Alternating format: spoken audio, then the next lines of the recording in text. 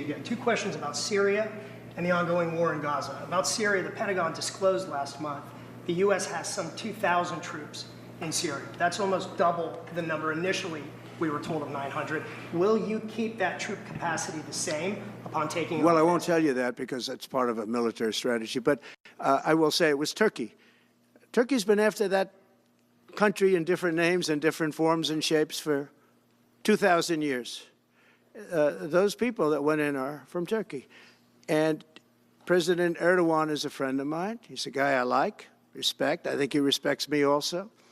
He's the one that didn't go after certain people after I requested that he not. You know who I'm talking about, the Kurds. I don't know how long that's going to, because they're natural enemies. They hate each other. But he didn't do that yet. And he didn't do it in the past also.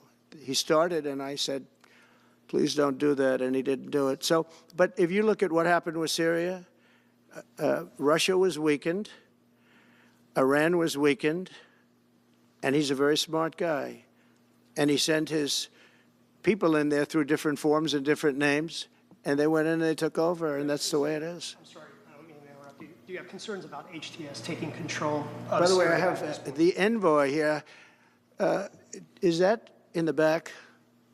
Standing with my son, Eric, is Steve Witkoff, who's just got back from the Middle East, and he's done a fantastic job. He's a great deal maker. I said, what we need there is a deal maker, because nobody makes a deal. We have people that understand where the rivers are and where the meets and bounds are, but they can't talk. They can't make deals. Steve's done a great job. I just want to thank you, Steve. You've been working endlessly for months, and he's working specifically on the hostages, trying to get them back. Well, that was my second question. Is Hamas Steve, come up for a second. Maybe you might want to say a couple of words. Sir, I didn't released another hostage I didn't know Steve was going to be here, actually. Neither did I. He's done a fantastic job, and it's a dangerous job, too, and we appreciate it. He didn't know about this kind of danger and the other deal-making he does. Now he sees a lot of big danger. Come on up, Steve. Mr. President, can I ask you a second part of that? Hamas released Just one another second, hostage please. video. I'm going to give you a little report on the hostages, if I can. Steve? Thank you very much. Thank you, Mr. President. Wow.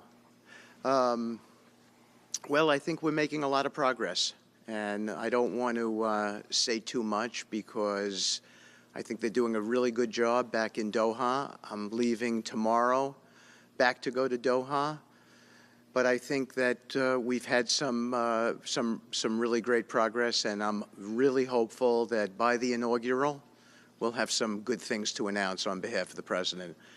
I actually believe that we're working in tandem in a really good way, but it's the President, his reputation, the things that he has said that are driving this negotiation. And so hopefully it'll all work out and we'll save some lives.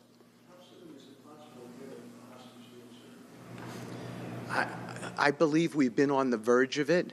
I don't want to discuss sort of what's delayed it. There's no point to be negative in any way.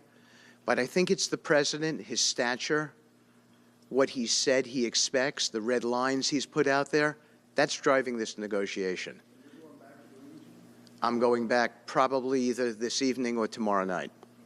Are you confident there'll be a deal before January 20th, or is that something that's likely to happen, if there's a deal even at all? And we've been hearing this now for the better part of I know. I would say They better be. right. I would say that the President